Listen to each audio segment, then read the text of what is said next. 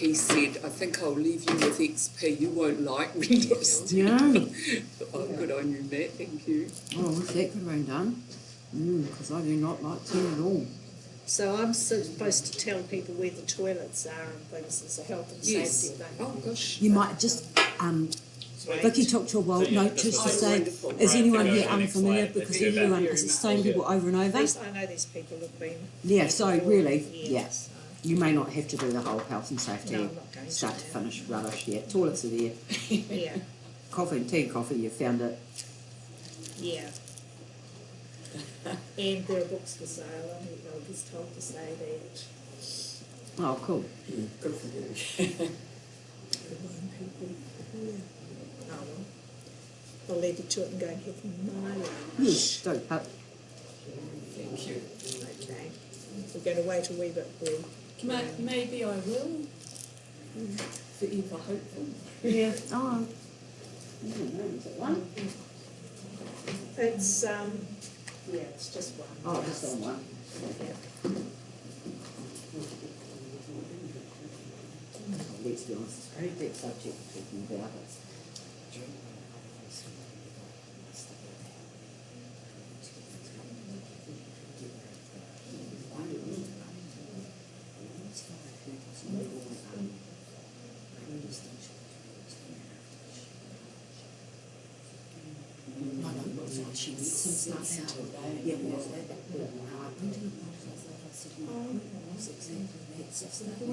How do we remove this drafting gate that separates us all and brings us together as women, apart from our common race religion? I'm not assuming that there's only one way forward or one right way. But I was waiting for our sister Tay to say collaboration, and that's actually what she came up with. Yeah, so that was kind of cool, but I went up to fire and apologised that I said that. She knew I felt that. That worked for us. Yeah, yeah.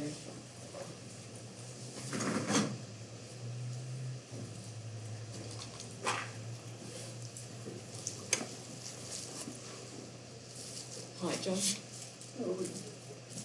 Well, in the interest of punctuality, I will get started and we'll see whether others arrive or not. So, kia ora koutou.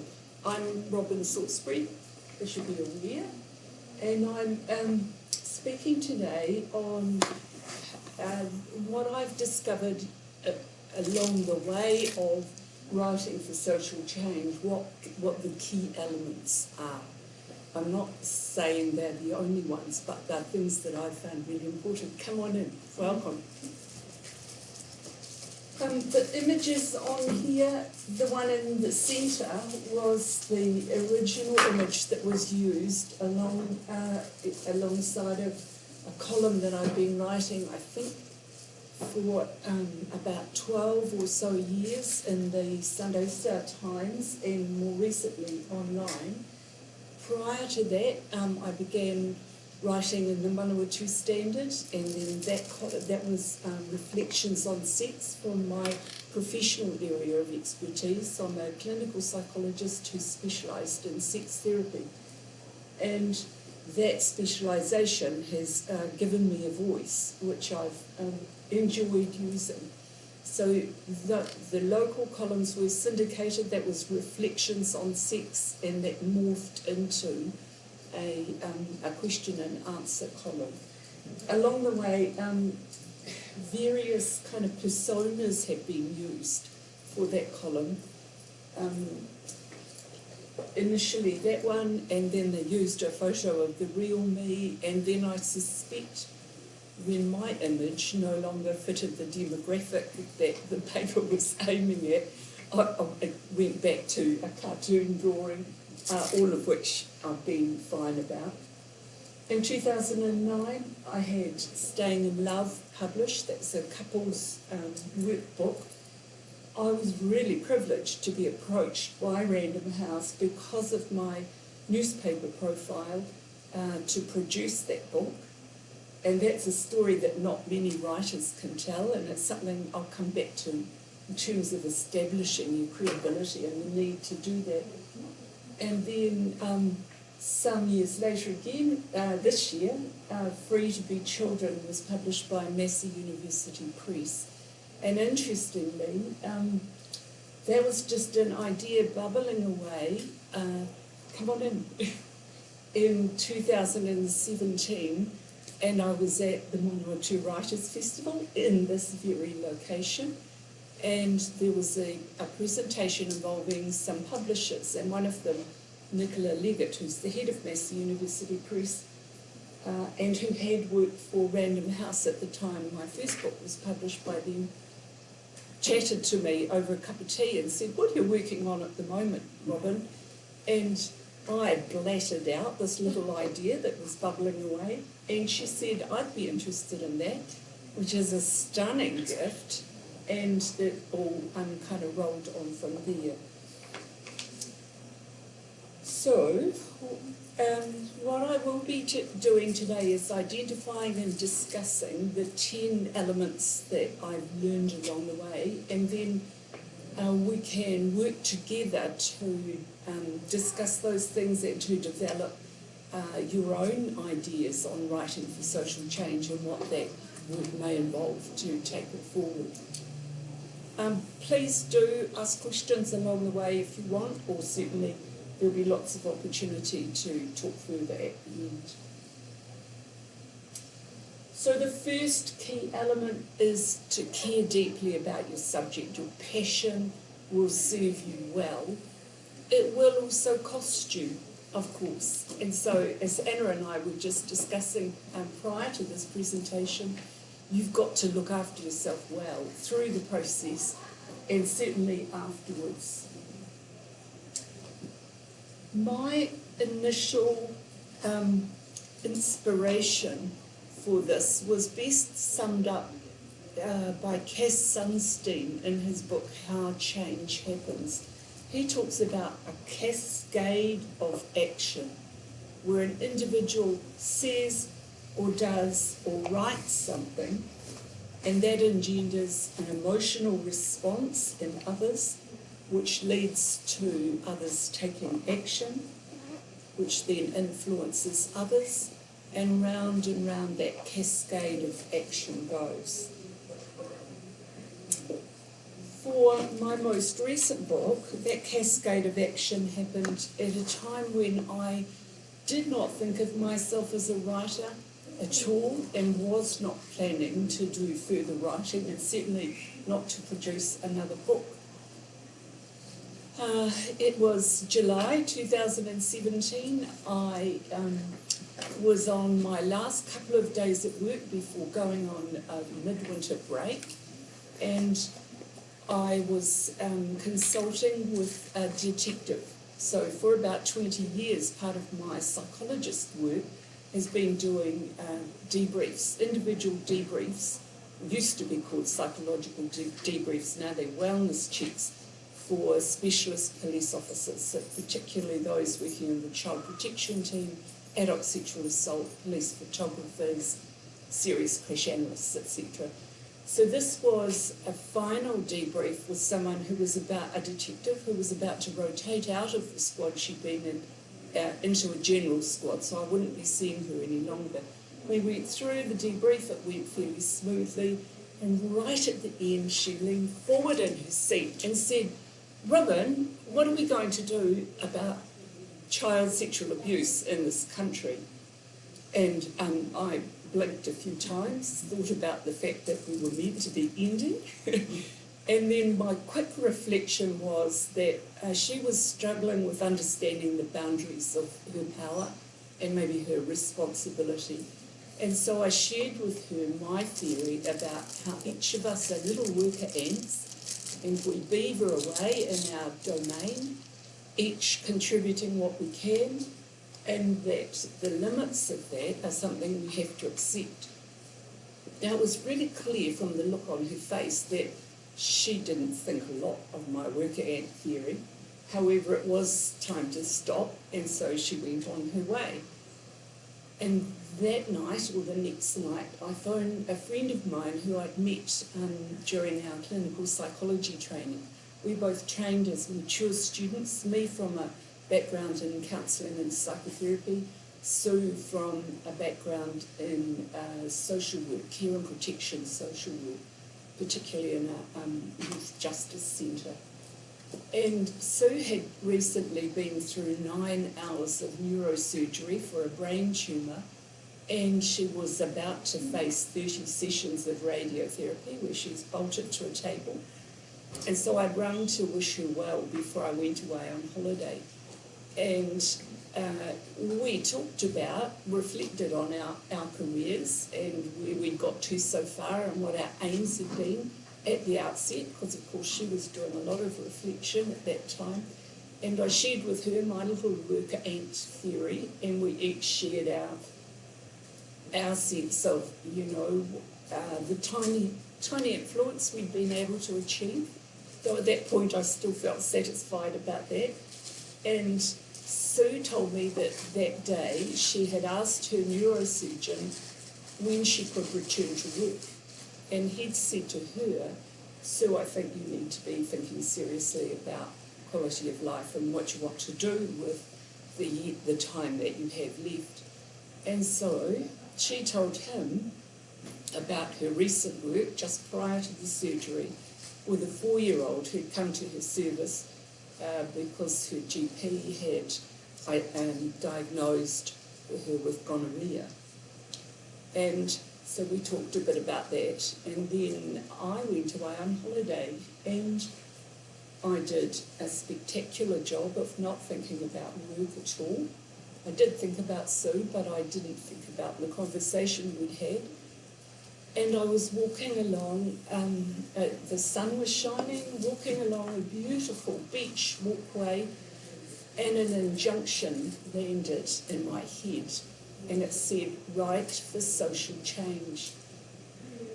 I didn't even really understand what that meant, but it was a striking experience. And so that afternoon, when we were lying around relaxing and reading, I Googled that phrase, and I learnt that writing for social change was a genre of writing, and ideas started to bubble away. And I remembered someone I know saying to me in the weeks before then that he'd been wondering about writing his sexual abuse story because he was approaching 70 and he wanted to try and lay it to rest.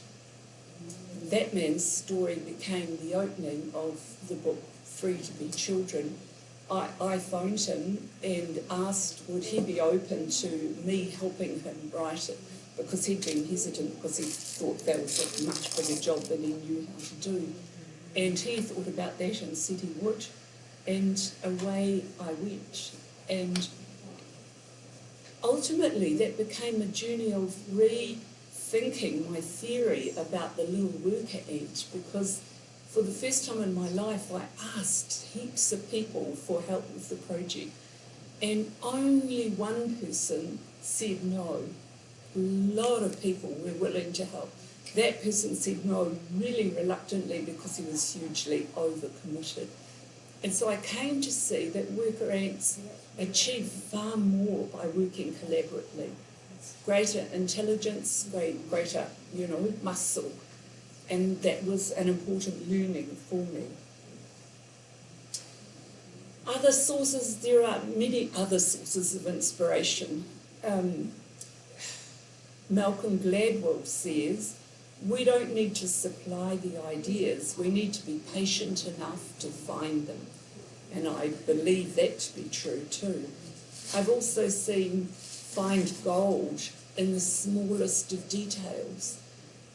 One example of that is usually when I've been writing my question and answer column over the years, I've had plenty of questions sent in to me, so I have a supply to draw on. One day, none of the ones that I had sitting there were inspirational at all for me, and I needed to write a column. I went out for a walk, and as I was passing, looking at everybody's gardens, I noticed a garden of abundance, and then the next garden was very neatly trimmed. And I was reminded about the number of times I've worked with a couple where one has a very high priority for grooming, and the other likes to be au naturel. And so I wrote a column about that and, thanked the gardens for my inspiration. One other phrase describing this phenomenon is listen out for the strings plucked in your belly. And I like that too. So use the full bandwidth of your wisdom. You have intellectual wisdom and emotional wisdom. And then, so do record your waking thoughts, your relaxing thoughts, your brainstorms, your reactions to things, any spiritual input. Just be mindful of those when you're readying yourself for a project. Watch out, here it comes. And think about, what is your approach for this project? Will you represent others' ideas, perhaps in language that most or your target audience can understand? Or will you present something new? Or will you do both? The second key element is apparently what seems quite contradictory advice.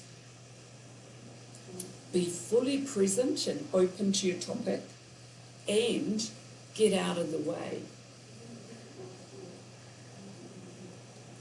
Tom Conroy said, bend like the reed. And I like that advice of allow the subject to influence you and allow it to come through you. You're the conduit for it.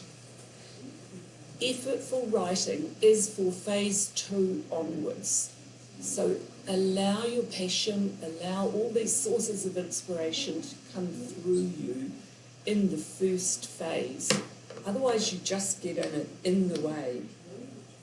Editing, refining, reordering, that comes later. Neil Gaiman says the process of writing a second draft involves making it look like you knew what you were writing about all the time. And I think that's lovely. One of the phase 2 tasks I did after I'd asked lots of people, received their responses, and people were beginning to give me their first drafts, I started to feel overwhelmed, and I'm quite a logical, ordered person, so I thought I need to have some order here. Got myself a great big pad of desk pad paper and a little pad of post-it notes, and I wrote on each one, chapter 1, this is so-and-so story, and chapter 2, this topic, and I sat with them for ages, and I created an order. It was really, really helpful, and that lay on the bed that my grandchildren sleep in the study, and so that I could see it, and it supported me with that sense of order. Maybe about a year later, I reworked that completely. But it was so helpful at the point that I'd done it. Phase 3 or 4 of your writing may involve getting peer feedback. I certainly did that somewhere down the track when I felt like, yes, this is a reasonably complete draft, printed it out and asked for 6 peers who had expertise, personal or professional or both, in a whole range of pertinent domains, and asked them if they would read this draft and give me feedback. One of the pieces of feedback came from a professor of public health. She said, Robyn, you cannot put information about sexually abused children, their needs, their experiences, how trauma impacts on them, the process of healing, in the same book as information about those with problematic, harmful sexual behaviour who have carried out that abuse. And she was really strong on that point and very distressed about what I'd done in putting the two together. So I sat with that for a long time, and I decided I can't tackle this subject without looking at the whole thing. If we're going to work on preventing child sexual abuse, we need to look at the perpetrators as well as the victims. And so what I did was sit with my big desk pad and reordered it all. And one of the contributors was a fierce and feisty and very loving, protective grandma who wrote a chapter about what it was like for her to discover that her neighbour in an adjoining flat was wanted in his country of origin for harmful sexual behaviour offences, and she had her grandchildren coming to stay and play regularly. And so I decided the children come first, and I put all of the information about children. Then in the second half of the book, all of the information about how it is that harmful sexual behaviour is developed, and what's needed to address that, and the work of those who work in that domain. And in the middle I put Judy, the fierce grandma, to protect the children. And that just felt right, and that allowed me another way forward, and that order remained to the end of the book. But it might have changed. So that's another part of staying open. The third key element, or third and fourth, both get on the ground to really get an in-depth and broad understanding, and research widely, both on your topic and the meta-topic. So for me, writing on this topic, I had professional and personal experiences in surviving child sexual abuse, in working with quite a few clients. For several years I worked with clients who were survivors of child sexual abuse, before moving on to supervise others who were doing that work. And also, while I didn't set out to work with perpetrators, many of us who work or have come from that field develop an internal creep meter, so that we're able to identify when you're in the presence of someone who does have harmful sexual behaviour. I've no idea how accurate it is in terms of maybe I miss some people, but certainly whenever that meter was triggered, I would always probe and build trust until I found out that yes, in fact, that was an issue that needed to be addressed. So a bit of that experience. And also, as a sex therapist, I have done a lot of work with people with destructive sexual behaviours generally. The research suggests that it's best to work with child sex offenders in a group setting, and so that wasn't appropriate for me to do in private practice with individuals. But that was some of my experience. I also asked myself and others lots and lots of questions through the process. I read a lot, and I stayed open to what I was reading. You know, the number of newspaper articles I flipped out because it was something that triggered something in me. You know, I end up with big files in my drawer, and things that I came across professionally were e-files that I filed away. And I also did background research. So I've got down here, look at your meta-topic. Some of the books that I found really helpful were 3 books on how change happens. It was also a learning for me in terms of copyright to find that 3 people could use that exact title and have no recourse about that. But anyway, so obviously you don't own a title. The 3 people, Duncan Green first, then Leslie Crutchfield, and then Cass Sunstein, each have contributed some important knowledge about that, and I attribute some of my learning to them for sure. And also Dan Batten's book, How to Change the World. Dan writes from a business perspective, but I'll talk to you a little about some of my learning from him, and that was really valuable too. So what I'm saying here is both connected knowing and literature searches and everything around that are really valuable. The fifth key element, I think it's really important to show the way forward rather than berate or to get lost in theory. So by all means, honour your anger. You know, if you're interested in writing for social change, you may well be angry about how things are now, or the omission of earlier addressing of the problem you want to address, or the issue. So use that to energise yourself rather than whack people.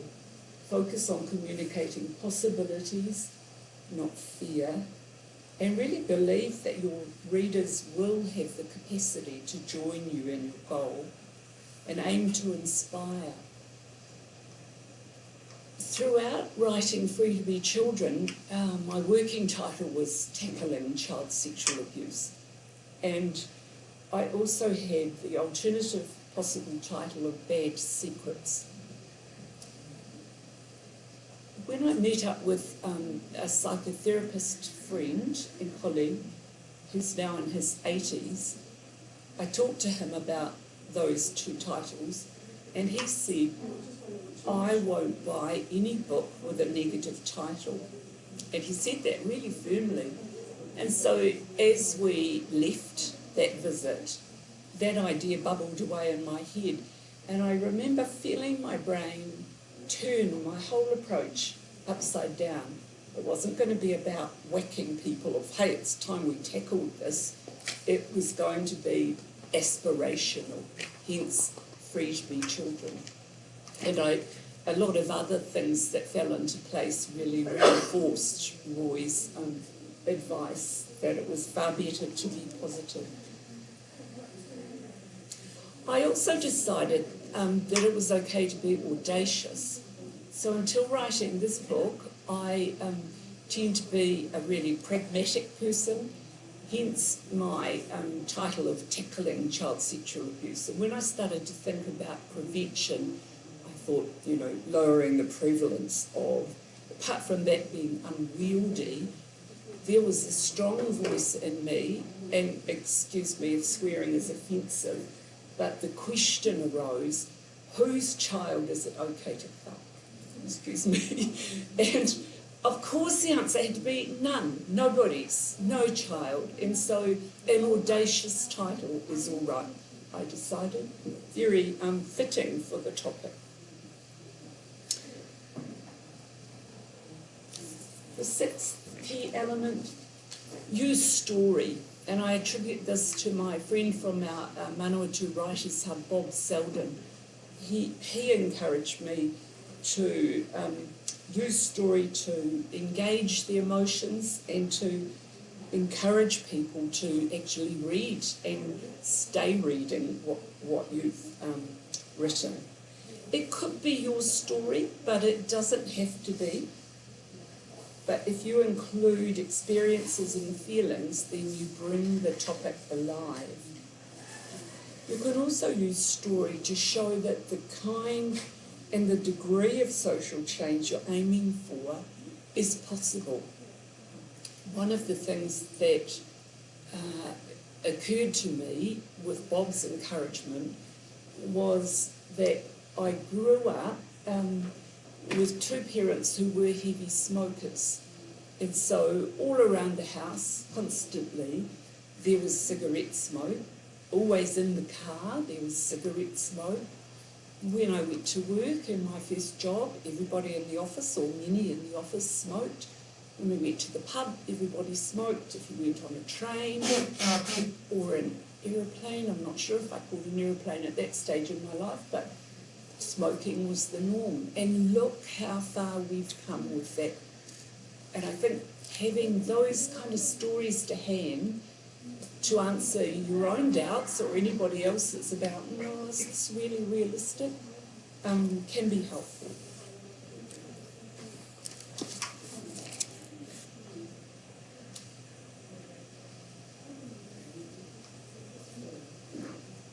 And let what you write show the way to the changes that are needed.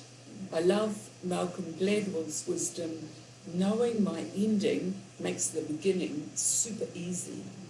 And it's a really good idea to not try and write the beginning until you've got to the end and you've really clarified, this is where I'm going and this is where I want to get to, this is what I want to achieve.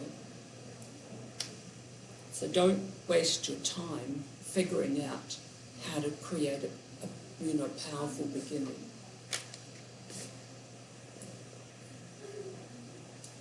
And the 8th element, do establish your credibility in your field of choice. You do need to answer the question, why you? Why are you writing about this? There's no one answer to that, but it is important that you establish that. As a writer, also be aware that you are free from bureaucratic and political constraints. That is such a gift. And when I talk to people who work within institutions, universities or other institutions, organisations that employ them, or within ministries, I'm always kind of gutted on their behalf and shocked at all of the layers that stand in their way, layers of power, layers of permission that stand in their way of being able to just voice their own thoughts. And maybe one example, and I hope I'm not getting anybody in trouble in saying this, but I was delighted some months ago to see that some funding was provided by our government to create 40 lead support workers to support child sex education at all levels of education. And I thought, fantastic, and I wonder if I can help to support these people to do their job. And so I talked to a person within the Ministry of Education that I was able to discover through various processes had a role in managing that project. And in talking to him, it became clear that he only had one role, someone else was responsible for another aspect. So there was kind of service delivery, there was curriculum, and there was something else, and they each had their own egos and their own realms of, interest, and then there were a whole lot of other constraints that led people to feeling easily cowed and kind of diminishing their aspiration of what could be achieved. So as a writer, you don't have that, and that is such a gift. So I do encourage you to value your voice greatly. I also encourage you to make no assumptions. Remember that each person, you as a writer, your readers, your subjects, are all individuals with unique life experiences. I would never assume that because someone looks like me, they might have grey hair like me, or they might be, have the same skin colour or something, that they therefore share some beliefs, some backgrounds, some expectations. But a lot of people make those assumptions about others and may do about you. So just be aware of that. Does anybody want to share any potential assumptions they may have made about me or about my writing, so I can practice challenging them? Lots of like red. That's all right. I like red. Likes what, sorry? Red. Oh, red, yes. Which is my favourite. That assumption is correct. And I would be wearing red earrings, but I lost one of them. So and I'm too ordered, and I value symmetry, so I couldn't wear one red, one black, or just one red. Okay. This is some really important learning for me from Dan Batten's book, How to Change the World. He makes the point that there is no shortage of information around on any topic. It's a wonderful gift that we can access masses of information. We've got beautiful libraries like this, and we've got the internet.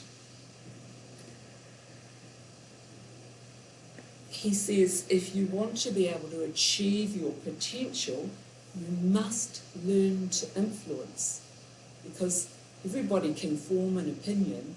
You have to, if you're wanting to make your point and achieve social change in some domain, you have to learn how to influence, and you have to go beyond learning techniques. And he used the wonderful example, and this is a great illustration of using metaphor to make your point. Wonderful example of Bruce Lee, a martial arts expert, who not only learned the techniques of martial arts from master teachers, but he also set about studying javelin throwing in order to create a formula for how to bring your power forward. How lovely is that, eh? And that's an essential part of influence. How do you bring your power forward? So if I was sitting here like this, I may well be less influential than someone who can sit up, make eye contact, got my feet well grounded.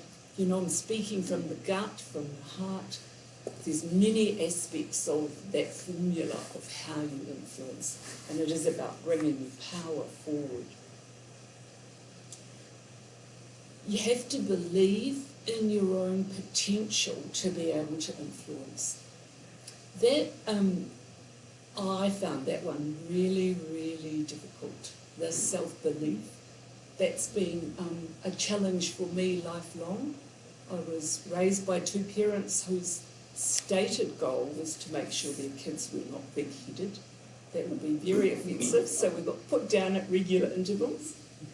And because neither of them went beyond studying at school when they were 15, and I was the first person in my extended family to do any subsequent education, I didn't have that sense of, this is the way, Robyn. You know, I had to forge my own pathway.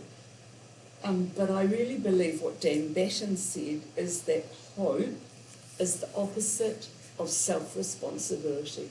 So I'll never lose hope. I love, hopes and dreams.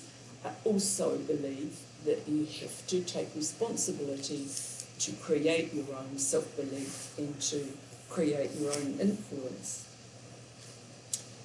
And it was him that also said, be bold in asking for help and asking for contributions. So Free to Be Children had I've lost count, 12 or 15 of us writing it. So I was the editor and a co-author, and there was a whole group of us writing it. And Dan Batten says to not ask is an immediate no. And it's been something that's really touched and taught me throughout my career, is in recent decades, the number of young people who were studying towards being a clinical psychologist or who wanted to be sex therapists, who would track me down and email or phone me and say, can I come and talk to you? Can you help me? Can you guide me on this path?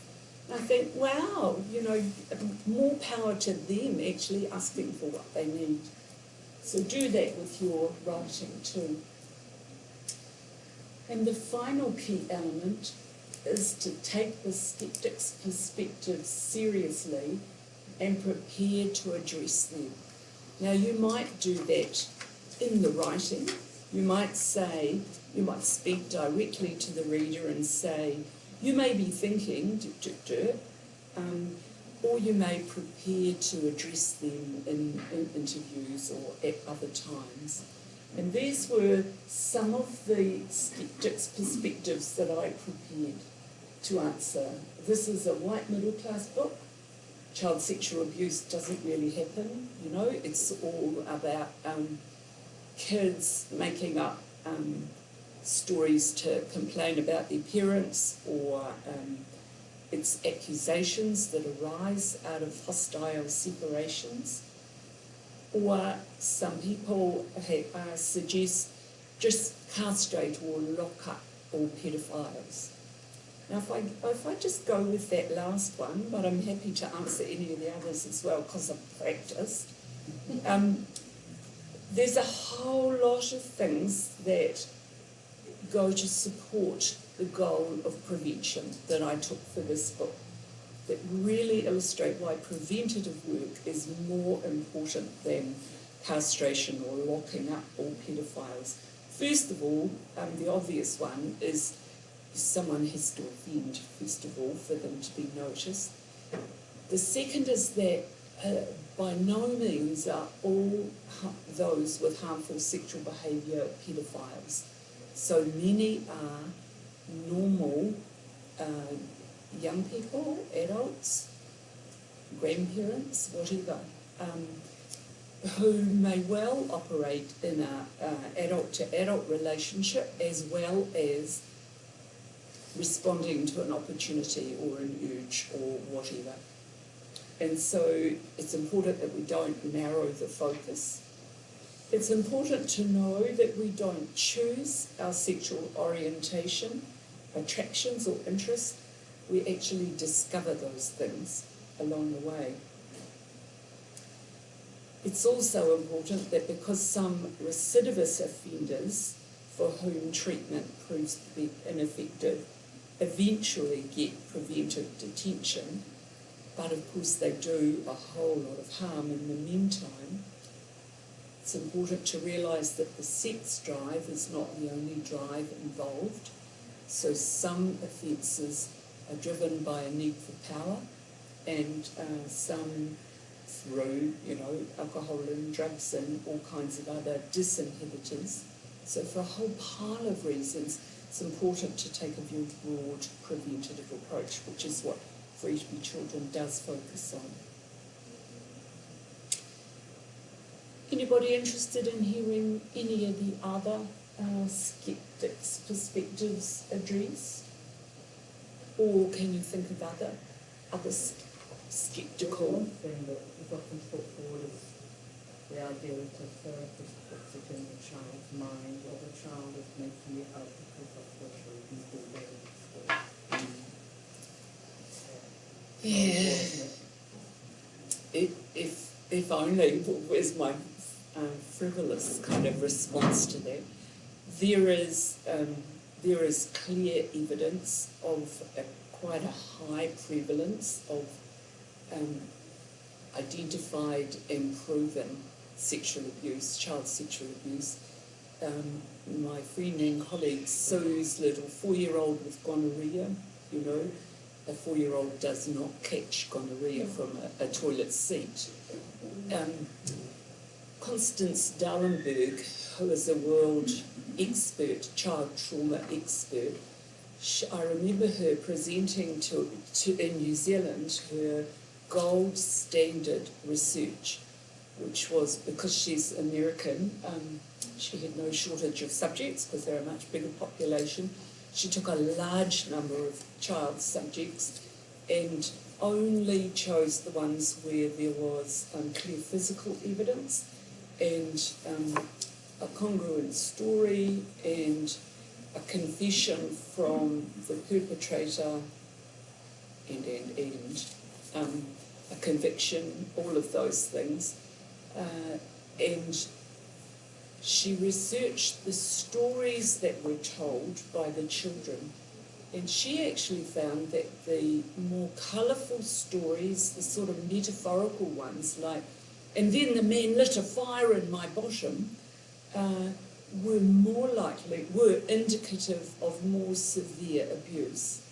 So for a child to report matter-of-factly what's happened, one, they need the language, and two, they need not to be traumatised, and child sexual abuse often is traumatic. And so they're more likely, if they're going to report it, to use metaphorical language. Would that answer your question, do you think? Or that that Well, really objection? questionable. No, an objection. Yeah. Would it What address? about doesn't really happen? I think Yes. it's more Yeah. in that put in that way rather than Yeah. yeah. One of the things I would want to add to that, particularly if I had the sense that someone's saying that had what they report as a false allegation made about them, is that from time to time, false allegations are made, it would appear, from malicious intent, and that must be a nightmare for anybody that they're made against. But this is too frequent a problem and too serious a problem for us to allow those incidents to stop us taking seriously, you know, the actual incidences that occur. I also know some of the deterrents that children get when they disclose, children or adults get. I've heard many, many stories of being vilified by family, being run out of town, being put down, being sent away to boarding school, being hospitalised, institutionalised, you know, masses of problems. So it's actually very challenging to disclose child sexual abuse, I hope, over the years, from work being done in a range of domains to talk about this problem more openly, that it will get easier, and that as sex education gets better at teaching children to be able to name the parts of their bodies and to have a sense of ownership of their body, that will become a little easier, but I don't believe it will ever be easier. I have to say that I have celebrated the times in my life when I've seen children take power over their body. So when my niece, who's now in her 30s, was at our place, and she was about 4, I think, a preschooler anyway, and her dad was tickling her, and he went on a bit long, and she rolled out under his tickles, jumped up, put her hands on her hips and said, "Stop, Dad, I'm the boss of my body and I want you to stop." And I was so touched. And she had learnt that at daycare. I was also really delighted when my grandson, at about the same age, said to me one day when he was at our place, "Grandma, did you know that bottoms are private?" And I said, "Yes, they are. And does that mean that you don't want me to wipe your bottom anymore?" And he said, "No." So it wasn't that, but he just wanted to share his knowledge with me. And those are wonderful things, and our children will not be harmed by having that kind of knowledge and being empowered in those ways.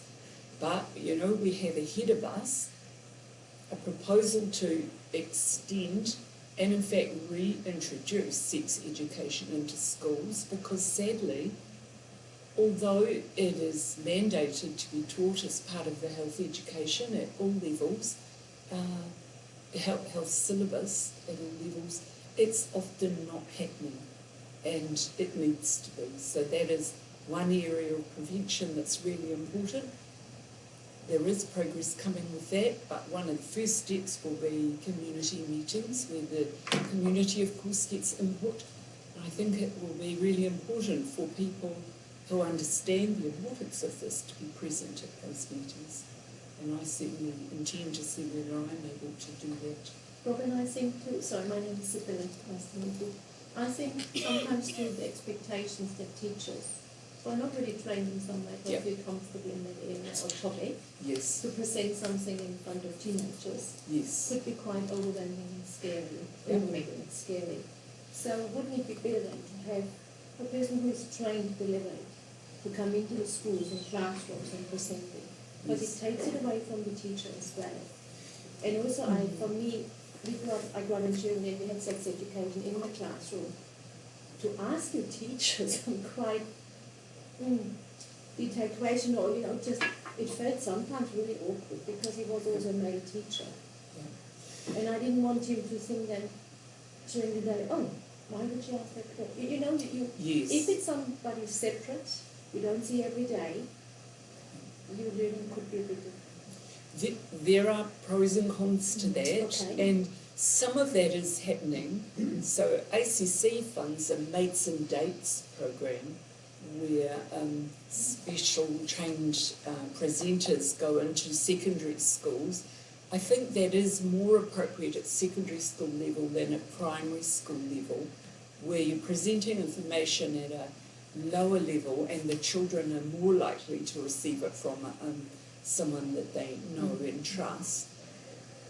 I also think that teachers can play a really important role in modelling being matter-of-fact in the way they talk about sexual issues.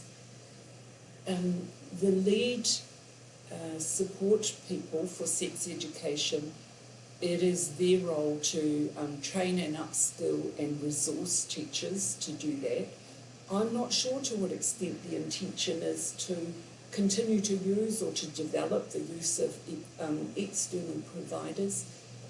The person who wrote the chapter on sex education, who is the woman who wrote the syllabus for sex education that the Ministry of Education contracted and hold as the syllabus, she has said that one of the problems with having external providers is that you're giving the pupils this kind of sense that sex is something separate from the rest of life. And I certainly remember, I think it was at about 5th form level, year 11, our biology teacher, so science was split into a term each of biology, chemistry. Yeah. And our biology teacher got his wife, who was a nurse, to come in and do the lesson on sex education. And that taught us something too, the kind of, oh, I don't want to go there, I don't want to talk about it, awkwardness. So it's complex.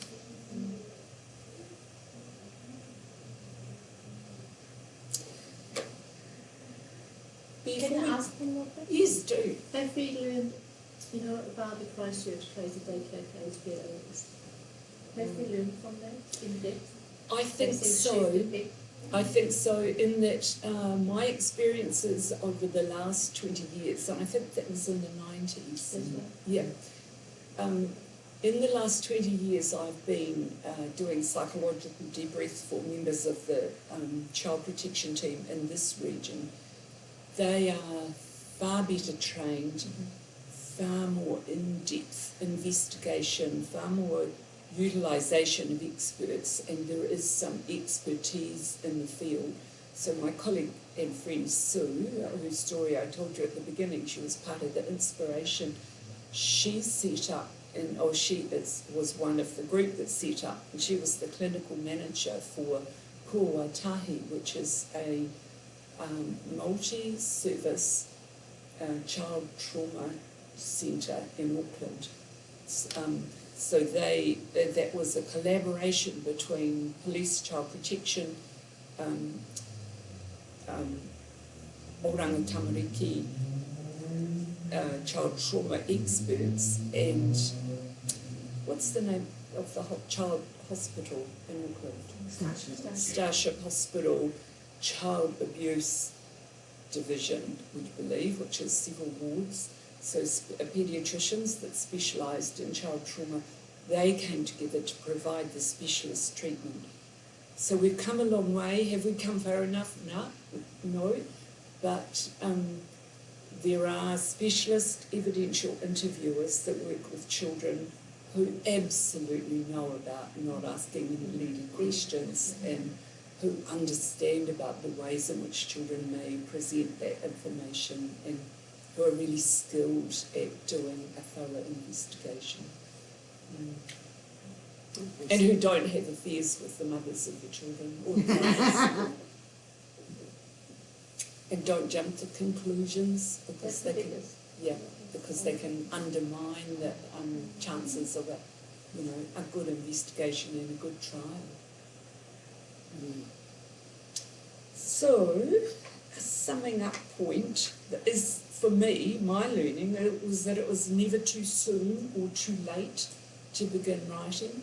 So I think I was in my early 60s when I bowled up to the Manawatu Writers Hub, thinking, I want to be a writer. And then that morphed into I am a writer.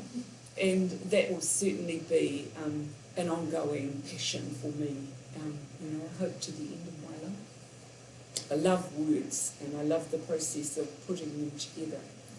Of course, within and around these 10 key elements that I've identified, there's many more decisions to be made on structure, on style and approach. Free to Be Children was divided into subjects according to each of the contributors' specialist area. Doesn't have to be like that. Staying in Love, I brainstormed key issues in relationship and wrote a chapter on each of those.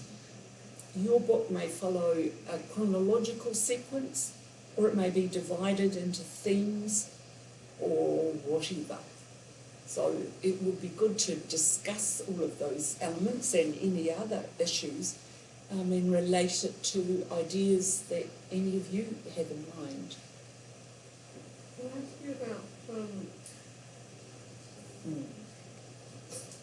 having done counselling course and work with young people, but often in an informal setting they'll come out with, because they trust you and you're just outside the family, they'll say things completely out of the blue.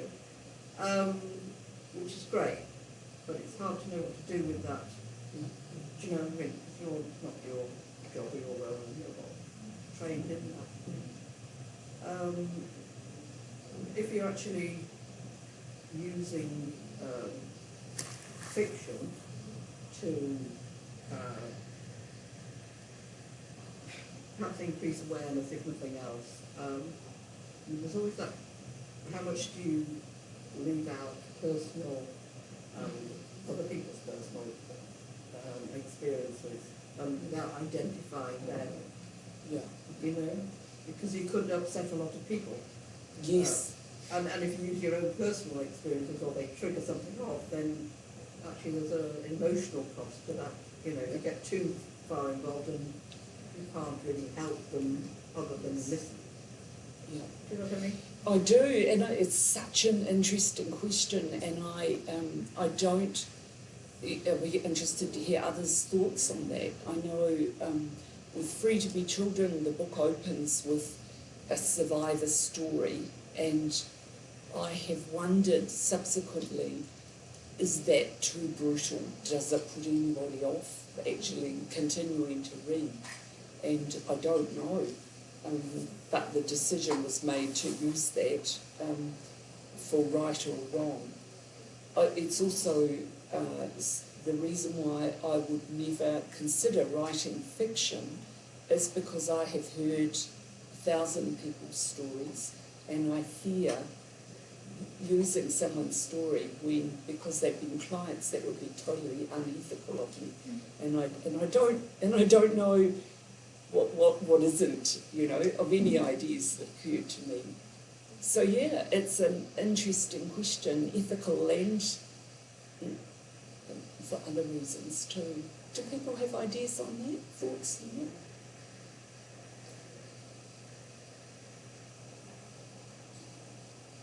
It's a tricky one, isn't it?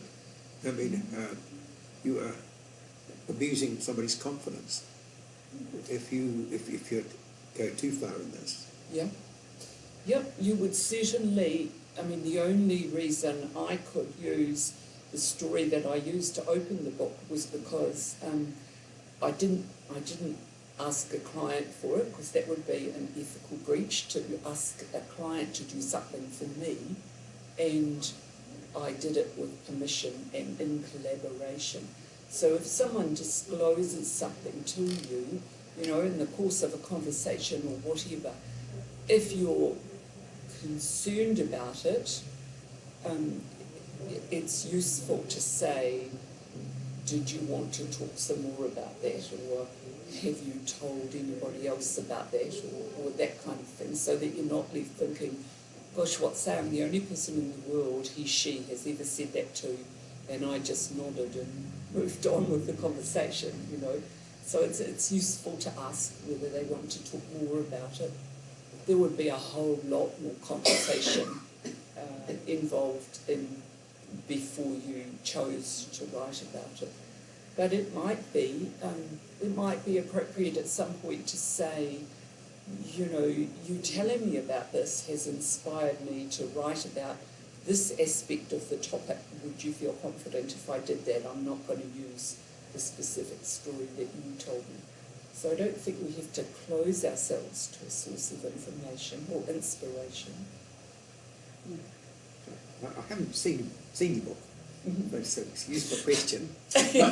But you know, what is the relative merits between having sort of one contributor per one topic, and one topic and feeding into it from many different people?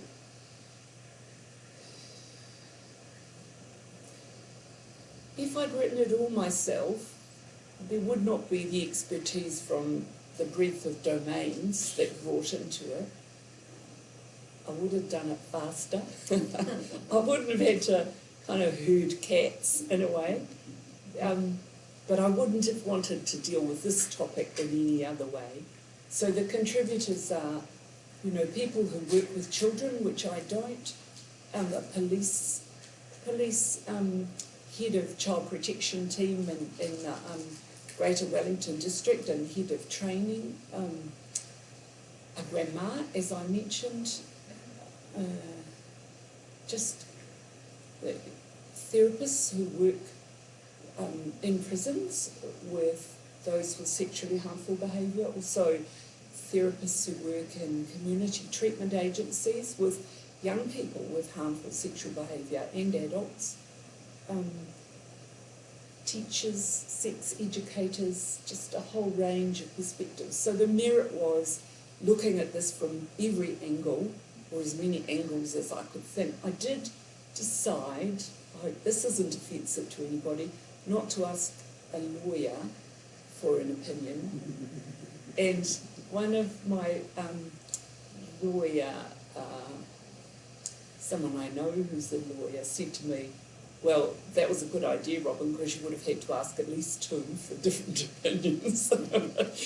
So, yeah, I didn't choose that, but wanting to look at, if we're to talk about preventing something, you know, I believe as society is like an ecosystem. You've got to consider it systemically, really, from as many perspectives as you can.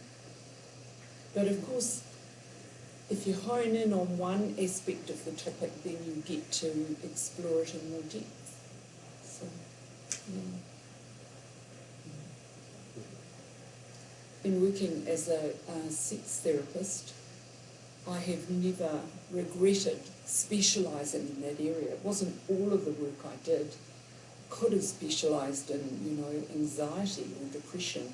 My field was more fun, I thought, and also allowed me to do couples work, which is a passion of mine, looking at the dynamics between people. But it also allowed me to develop a depth and breadth of expertise.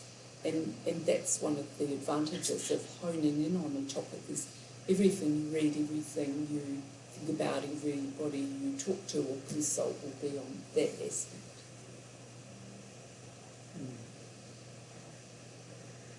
Have you found in your work that there is, I don't know if it's around the idea that abuse runs in families, basically, unless you get counselling, or to get out of the miracles happen, it's passed it through.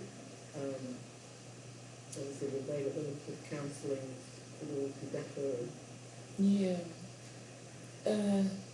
I don't think that's inevitable. I think with everyone with harmful sexual behaviour, the common element in their background appears to be child trauma, not necessarily child sexual abuse. So part of a prevention focus most certainly needs to be targeting, preventing trauma, understanding what traumatises children, and also providing excellent services to resolve trauma when it happens. There's also quite a high prevalence of child sexual abuse in those who abuse others, but there's a wide range of people who have been sexually abused as a child who never go on to abuse others. They may have other abusive behaviours, they may use substance abuse, they may be really self-critical, they may be workaholics, a range of other kind of ways to deal with the trauma. But it's by no means inevitable. When you say trauma, you don't necessarily mean abuse, or it could be like losing both parents in a car crash or something. Yep, that's right. My definition, my working definition of trauma is coping systems overwhelmed. So if we focus in on children, if children experience things that are bigger than they have the capacity to process and come to terms with, then there are consequences for their behaviour. That could describe COVID-19. Yes, perhaps depending on how those around them deal with that. I was delighted when we went back from our first lockdown. Children were returning back to school, and I think it was the TV1 News featured a little scene in a classroom where a teacher was saying, "And tell me, did you have butterflies about coming back to work today?" And how many of those butterflies were scared butterflies, and how many were excited butterflies? And I think, wonderful. It's kind of framing of the life skill of how do you process these feelings in my tummy? What do I do with them? And when you have those skills, it's not, your coping systems aren't overwhelmed. I watched my baby grandson at 10 months old lose his dad. And so, that's an example of no matter how well-intentioned parents are, child trauma can occur, as of course it can. The masses of life experiences that are outside of our control. And he's now 8, nearly 9. And so, grandma psychologist and others kind of try not to hover and feed in life skills and have attempted to support him and help him to process that experience in effective ways. Robyn, can I ask you another question? Please. You hear it still happens, unfortunately, about cases where family member, often the male or the dad, abuses the daughter over a period of years, and yet the mother doesn't know. And okay, it could be that you don't want to know because it is far too hard to deal with it. Yeah. However, how does that, not just not the child but abuse, but the mother, how does that affect her long term? We don't hear about it. And I often wonder how do they, there are reasons that, I think you get cross sometimes, sure, why didn't you speak up? We don't know the why. We don't know what's going on for you. Yep, and one of the issues that the paediatrician who's written the chapter in the book says that she so often hears from mothers of children who are abused, but I was sexually abused. I thought I was alert to this. How could I not know? But yep, there's the blinkers that you might wear if you have sexual abuse in your history, but it's not something you've processed emotionally. There's the constraints of I need to be loved. I want this man's support, and maybe financial constraints. There's mother's mental health or parental mental health. Sue, the clinical psychologist who works with traumatised children, or did, she talks about the parental radar and all of the things that interfere with that protective parental radar, which can be depression or anxiety or overload, stress, all kinds of things. So, and in terms of the ongoing consequences for the survivor of that, yeah, it's a double whammy. Not only did this happen from dad's stepdad, granddad, grandma, whoever, neighbour, teacher, but no one protected me. And when I tried to tell, I've heard many, many stories of, I told my mother about what my brother was doing to me, and then the next thing I knew I was sent away to boarding school. And as an adult trying to come to terms with, I guess that was an endeavour to be protective of me, but I felt punished. I was excluded, my brother got to stay home. That didn't feel good. So, yeah. So is there then a possibility, or is there also a way of them bringing the daughter and the mother together in adult life because of those damage? Yes. Right? That's not the right word I use, but it has such an enormous effect on their relationship, I could imagine. Yeah. Do you want to go through life like this? Yeah. Where does it come to a point where I really want to just talk to you about this? What happened? When this happened to me, why will you not do it? Yeah. And that work is done to some extent by the multi-service agencies like Pua Waitahi in Auckland, where there are some. It's another preventative measure that Free to Be Children advocates as those multi-service agencies in more areas.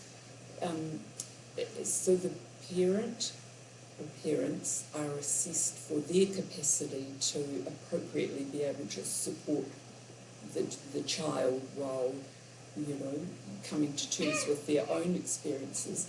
There's also Project Restore, and there's a chapter from Project Restore, which is a national charity funded, so nobody has to pay for it, service to provide that kind of family work to support families to move forward in coming to terms with child sexual abuse and in moving forward to operate in the ways that are best for everybody involved. So Project Restore particularly do that work either when the child just discloses or later on in life too, when there's disclosure as an adult. And I love their process in that there is a person appointed to be the support person for the adult or adults involved, and there's a person appointed to be the support person for the survivor.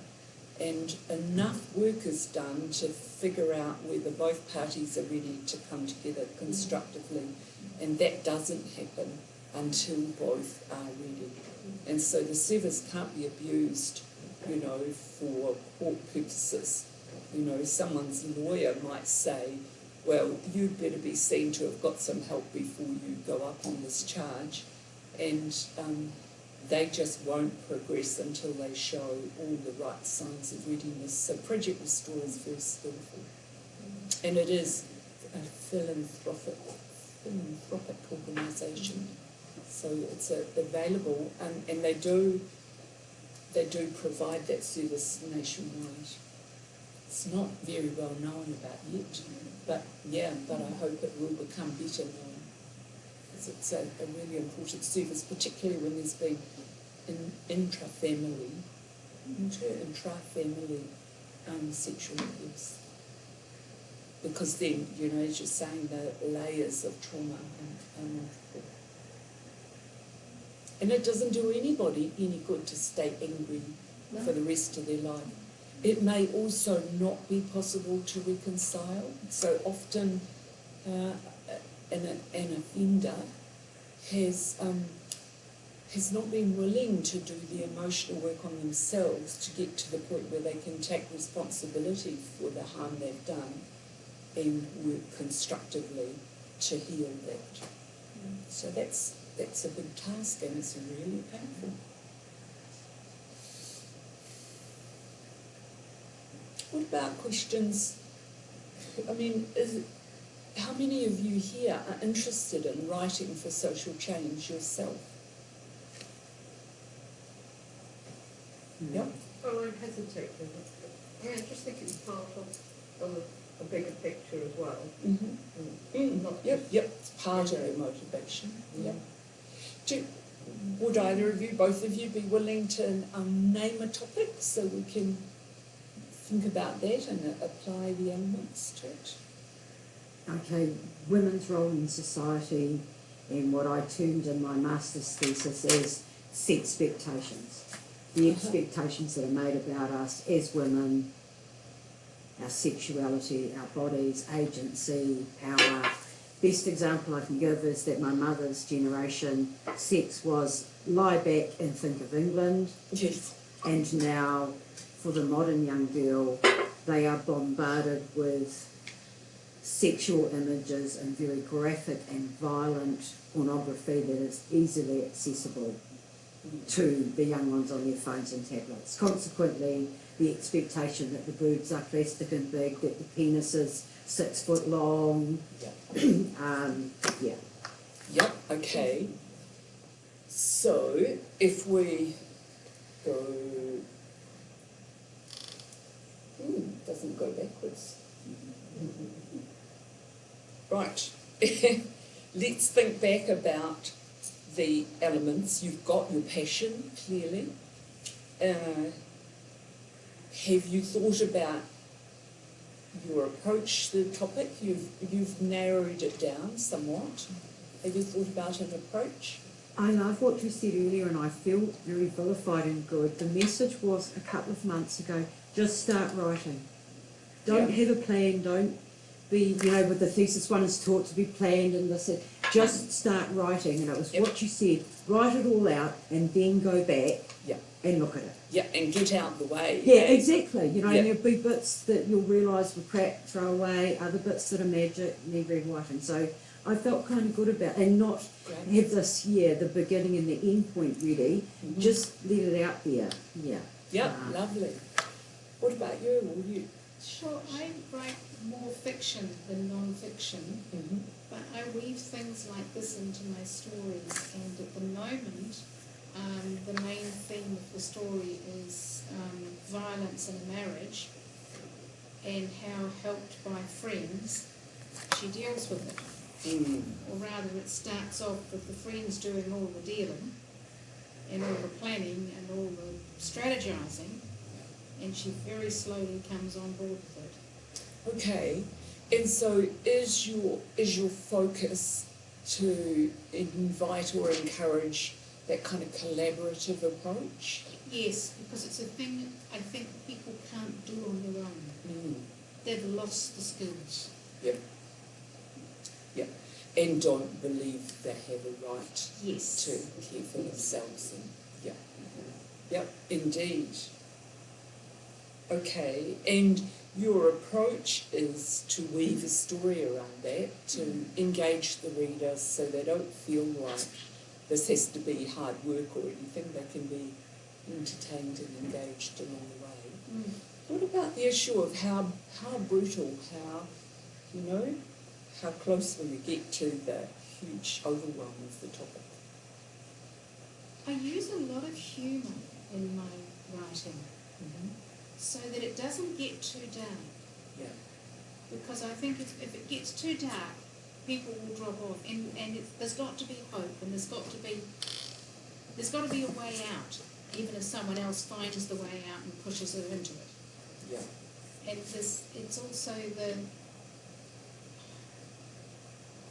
I mention things like obviously older.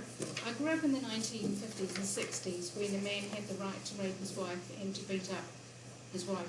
And this was something...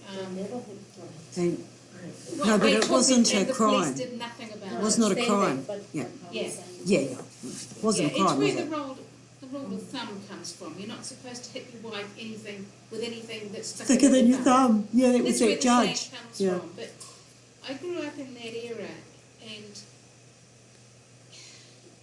I guess I'm trying to show people that, this is wrong, you don't have to put up with it, there are ways out, but also that it's going to be enormously difficult. Like, one of the main themes of the book is the book is called Switched, and she has to switch back on, because to cope, she switched herself off. So she doesn't feel, she's almost dissociated. She's just reacting, she's following the rules, she's trying to survive, and she has to change. And that's a part of it, and showing that it's difficult. Yep, lovely. Beautiful, Yeah. yeah, Really- right on the button, sister. Really Yeah. important information that dissociation is a common way of coping with trauma. Just to share, Renee shared with us yesterday, she wrote a novel on forced adoption, and these two women came up to her and said, "Thank you very Yes, I much." was here. Great, so you get Yes. that what you are doing is, Yeah. is important, because even if it's just one or two women who read it and go, right, I'm out now, this is it, Yeah. I've had enough. Yeah. Yeah, so yay. Well, shit happens, and in some sense, sometimes you just got to ride with it, put up with it, because there's not much territory out there that wouldn't be worse.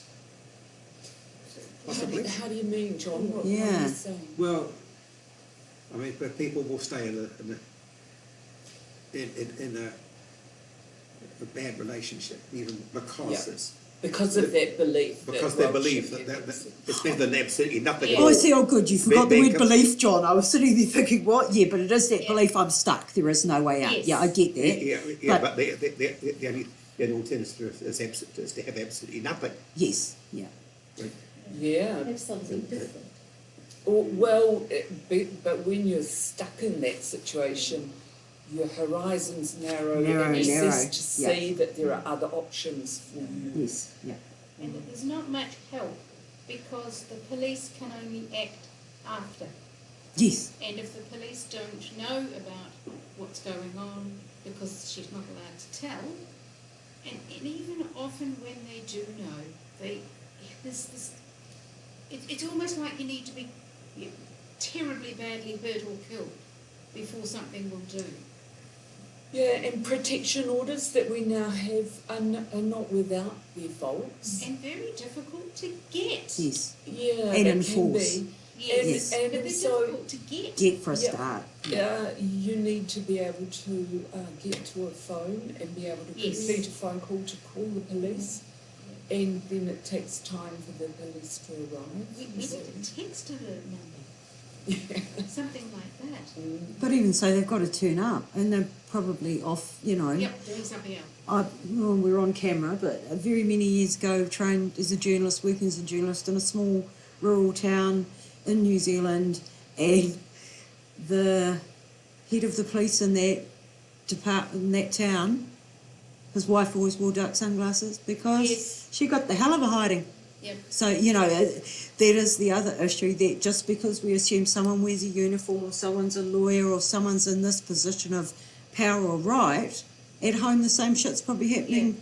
So, yeah, there is a massive minefield. And you're right, John, often when you've been around and have that energy, you're going to attract assholes who aren't going to be there to help for you, possibly. And Yeah. strangely, that's how the two friends found her, if you like, because of the huge glasses.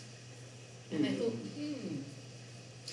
not a sunny day. Yeah. It's not only people in power who can be harmful, overtly harmful. There's the covert harm of questions like, what did you do to Yes. deserve that?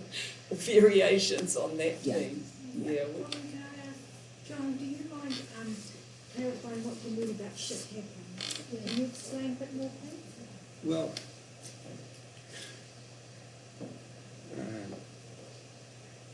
I was talking to a woman who's part of the Agape Fellowship in Palmerston North, and she said that she's been part of a big family, and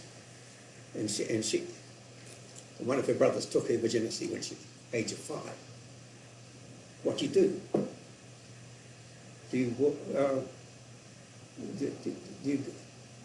Is that just you can't leave? Do you leave your family? No, you take somebody completely out of their family. I don't know. You know, it's so I'm trying to say this, that it can be completely isolated and lost otherwise. So shit happens is the conclusion that some victims come to in the absence or because of the pros and cons of trying to take action. Yes. Yeah, oh yeah. And being pretty powerless in the city. Maybe some mention psychological abuse or the psychological effects of even being present. You know, say if you were, the first thing I think of is if you've been a child, a small child, and seeing things happen to older, and not having, obviously not having the power to do anything about it, but in some way, something that they were talking about not believing the sort of person who's being abused was being abused, and therefore, where are the bruises? Yes. And I thought, it's Yeah. not all about the punch, you know, because the person had obviously been very psychologically disempowered, basically, by all the psychological goings on. And though there weren't any bruises, nobody could see any physical harm, but the psychological effect was that she was very, just had no energy to change anything or do anything different. Yeah. And sometimes, because of the lack of evidence, individual victims can feel more harmed or be more harmed by psychological abuse or emotional abuse, because they can't say, well, look what she did. That so there's nothing to justify it in their own heads. Yeah, but I've also, also- I can go to the priest say, yeah, be Yes, pushed down the stairs. can't I've got a produce broken leg, anything. but we doctor, you know. Yeah, and in the field of child sexual abuse, I've heard numerous stories about I couldn't ever even sit on the loo without expecting her to come break into the bathroom, or couldn't have a shower, or people who were who discovered camera set in the ceiling, video camera through a bathroom window, you know, various other ways, spy holes in the ceiling. You know, Dad or whoever would be up there watching me in the shower.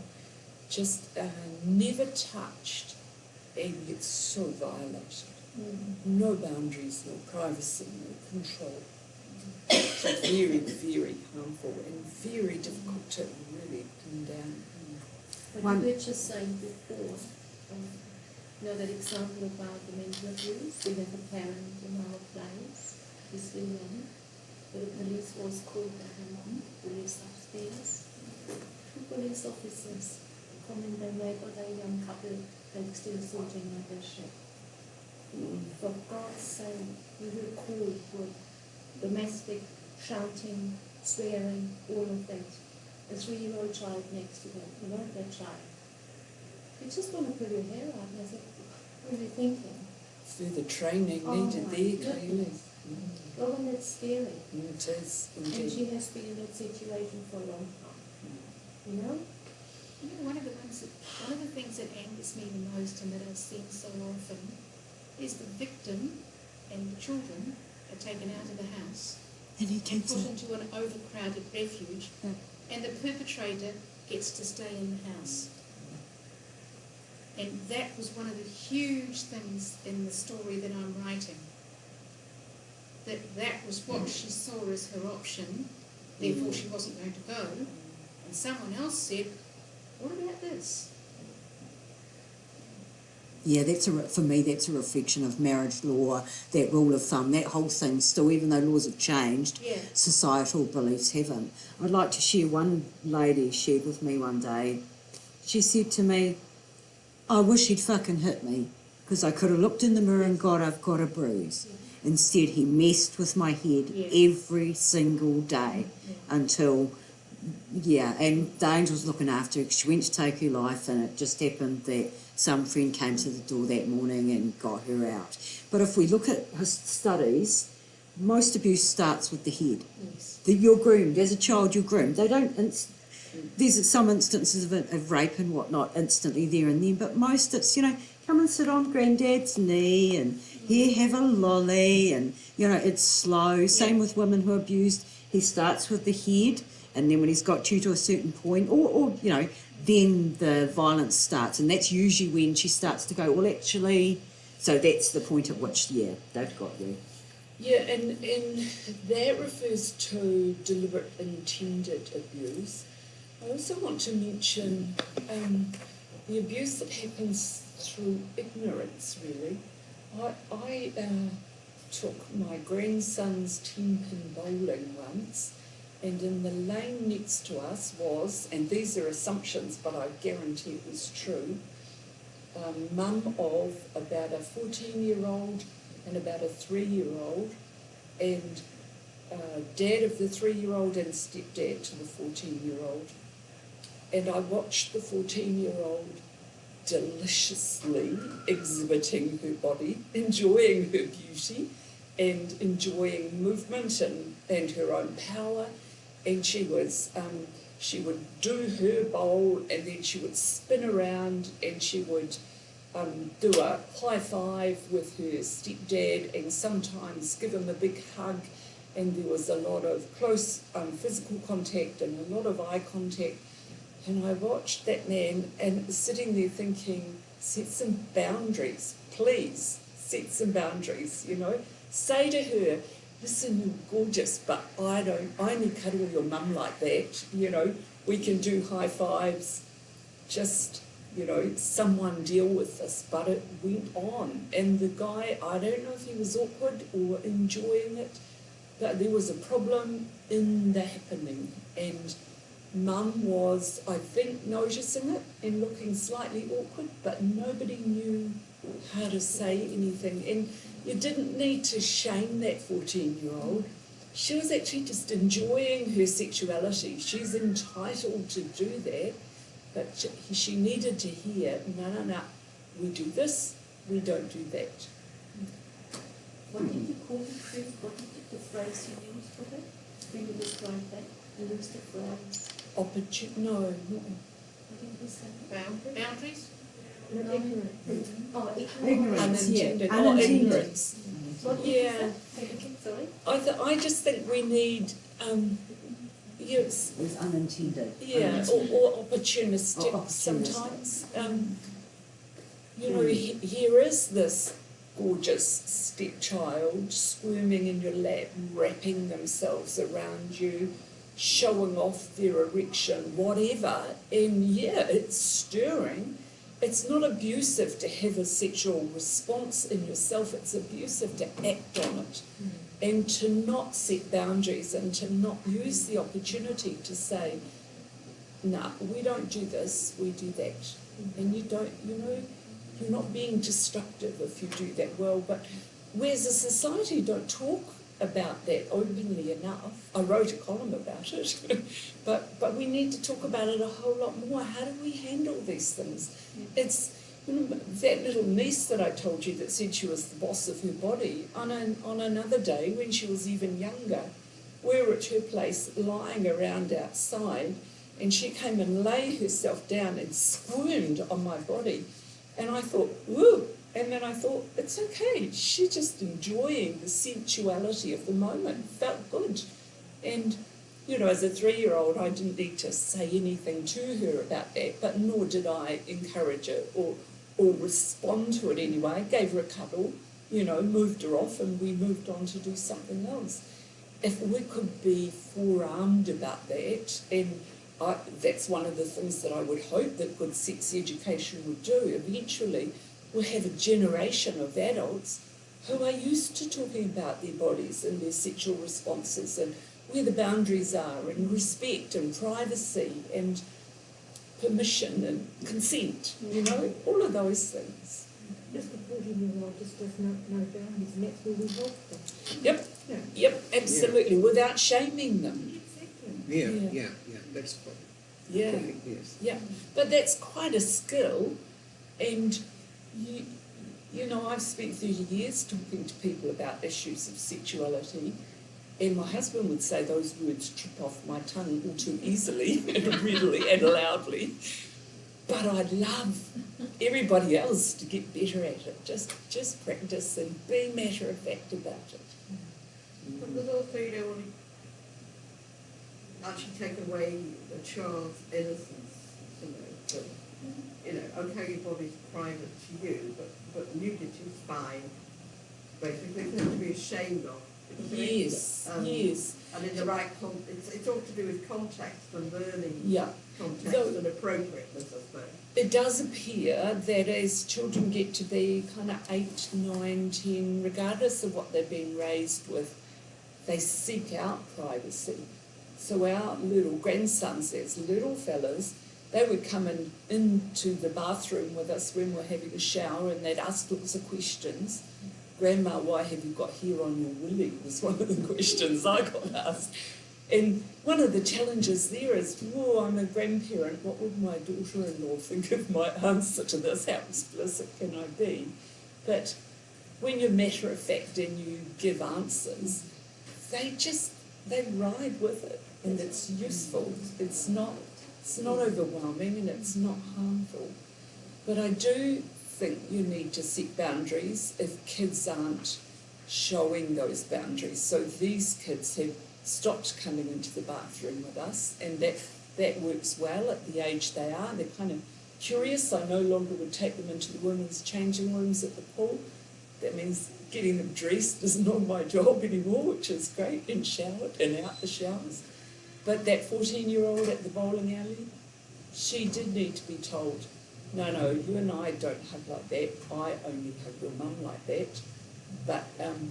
But we can do this or we can do that. Then, you're a beautiful young woman, and we admire you. Make we statements about your mum and I, so that it's not a secret. It's not just something between you and I. I read this beautiful story on Stuff the other day. This poor woman, her child had been sexually abused by a neighbour.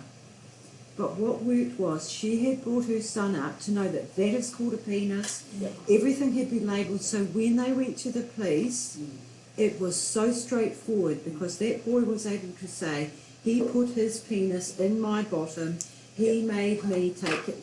And so the conviction was just so easy and easily done. Yeah. Rather than a comment you made, was it fire in my bottom? Yes. So that, that made it difficult. So for me, it is about learning to accept in our bodies and to name them properly. And I love your point about nudity and context. I've kind of taken to lying in the sun at a certain part of the day, and I got the giggles the other day because I thought the neighbour was coming, and I actually thought, well, you dirty old perv, if you're going to look through the fence, good luck to you. You'll probably go blind because it's not But that whole fear of, oh gosh, what if someone caught me kind of thing. It's good to feel comfortable, and for young people to grow up feeling comfortable in their bodies, to be able to name their bodies and to know about where the boundaries are. I think, I don't know what's included in sex education, but I haven't talked about this for years, but I remember I was playing with my dolls and using sanitary towels, the old-fashioned, at the end. Little pillows, and my mother came in and said, don't use that for them. I thought, what are they for? She wouldn't tell me. I must have been 8 or 9.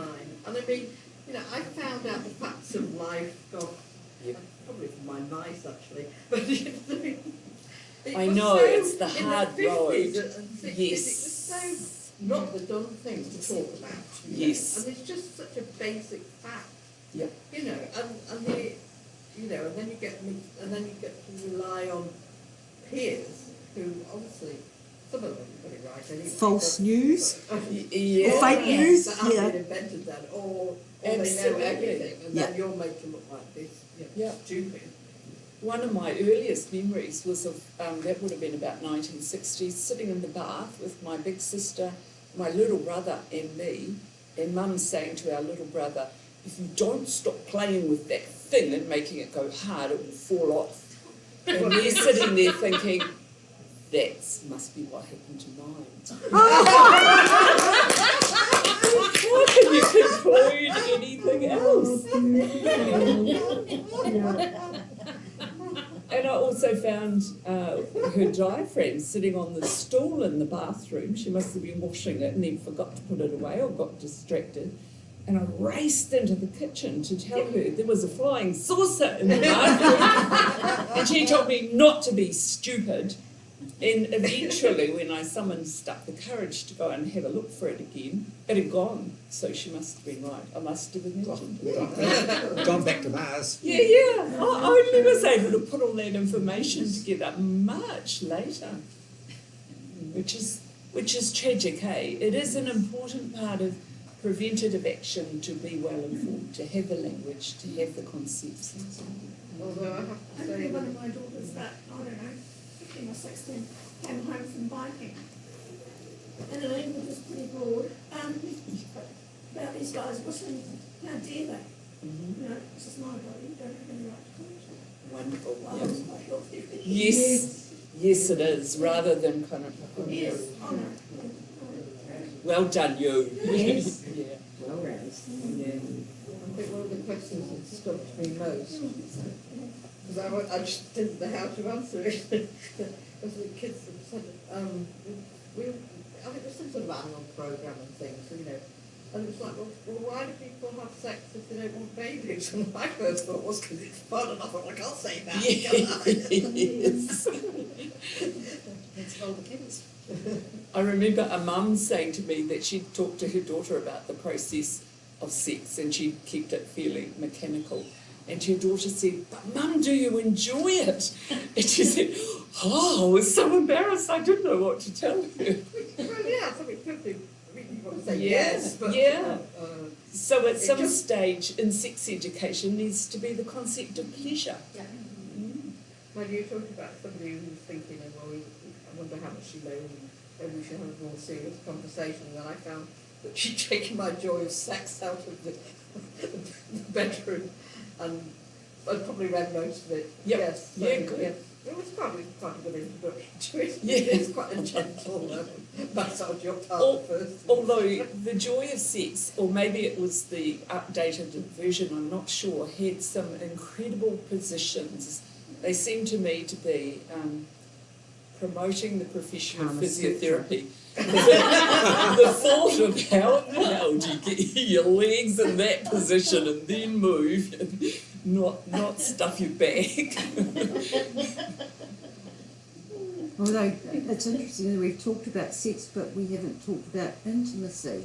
Indeed. So the two are separated, aren't they? Sex is one thing and intimacy Yeah. is another. As I see it, I think of intimacy as the umbrella concept, and within that there's sexual intimacy, there's non-sexual physical intimacy, there's emotional intimacy, there's shared ideas and planning, there can be spiritual connections, there's all kinds of aspects of intimacy, and whenever I've worked with couples I encourage them to, claim the lot.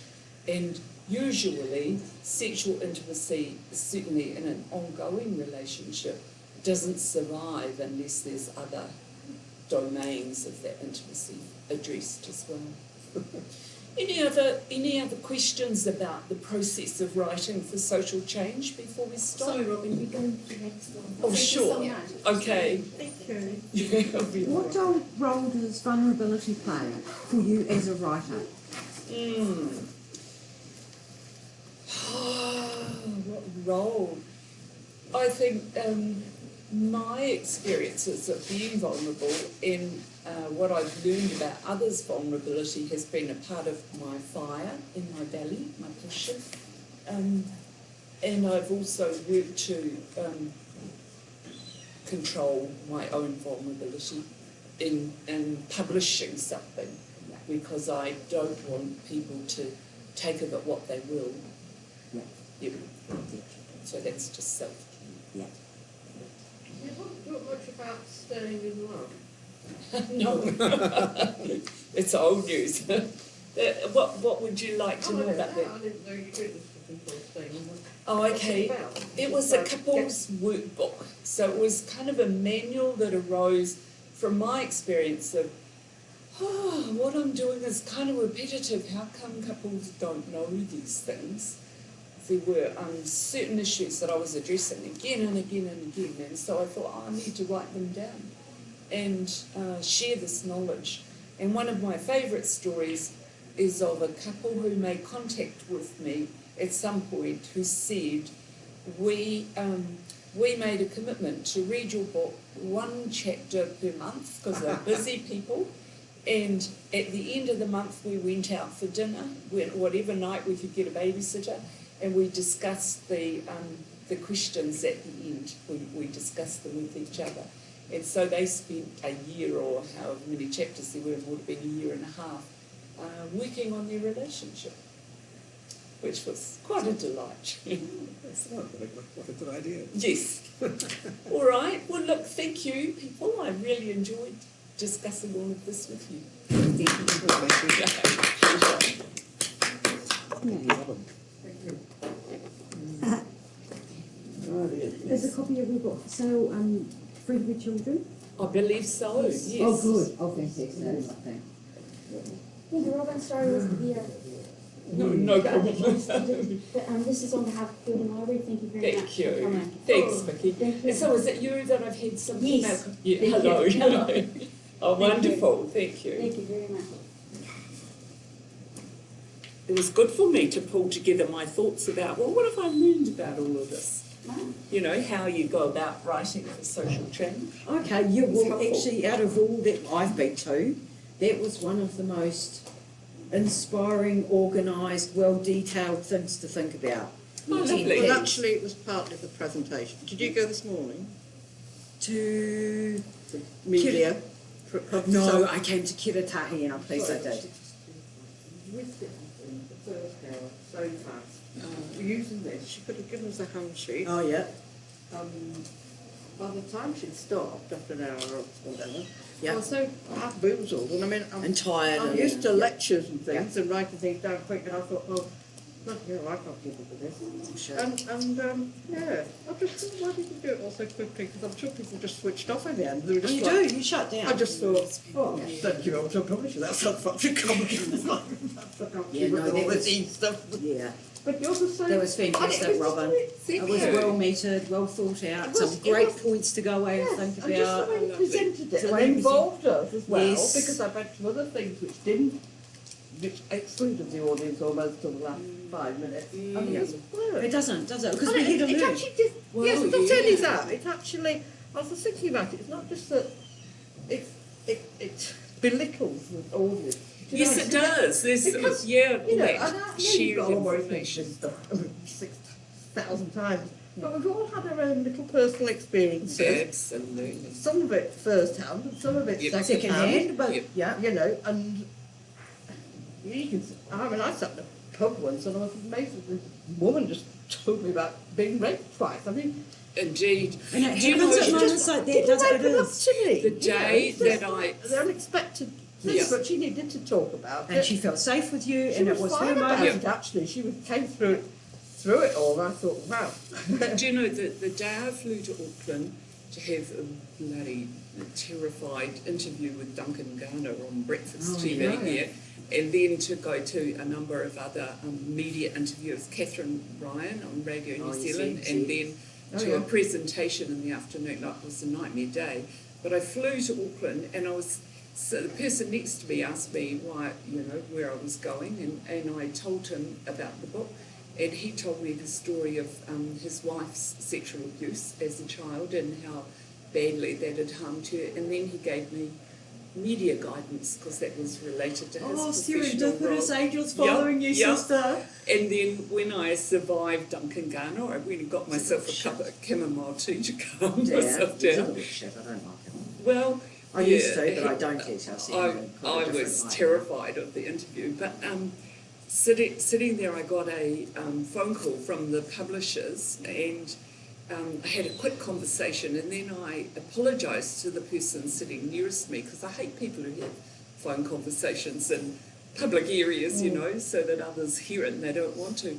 And she said, "Oh no, it sounded really interesting. What are you doing?" And I told her she was a police forensic officer. Yeah. And she said, so often we're dealing with the end result of child sexual abuse. Thank goodness someone's working to prevent it. The day just rolled on like that, in the It's plane called on the way serendipity. home as well. You're in the right place at the I right was time. sitting next to a gorgeous man who's a dad of a 10-year-old whose wife had committed suicide. And he said she'd suffered throughout the time he knew her as an adult from depression, and they both understood it to arise from her child's sexual abuse. This all in one day. You know, There's a lot of it about if I needed Oh, any further kind of encouragement to realise that I had wasn't to it? do It it. was the time. Yeah. Did you see how all us women's, our hearts shut and we just stared at John and goes, what shit happens? I couldn't hear what he said because he had his back to me and he doesn't speak very clearly anyway. Yeah. But what I took from that was you're an excellent, from Renee yesterday saying, you know, what you don't like, take it on board and assess what it is. And then I realised, well, actually, that is that male generation of, oh, well, it happened, just pull your big girl pants up and get off. Yeah. But in that case, he just hadn't expressed himself well. No, I actually called him Tim Jones because he used this expression, this woman saying, and it was a great short story he was reading. It's funny, wasn't it? Well, yes, but I do not like that. Tits on the ball. Tits on ball. And I said so, and I said so, no, so that's beautiful. What My was breath. the saying? Tits on the ball. Oh, They're yeah. useless. Yeah. Yeah. But I thought, it's a kill trait, unnecessary. Yeah, I don't yeah. think a woman would It wasn't clever, no, you're right. It wasn't Actually, necessary.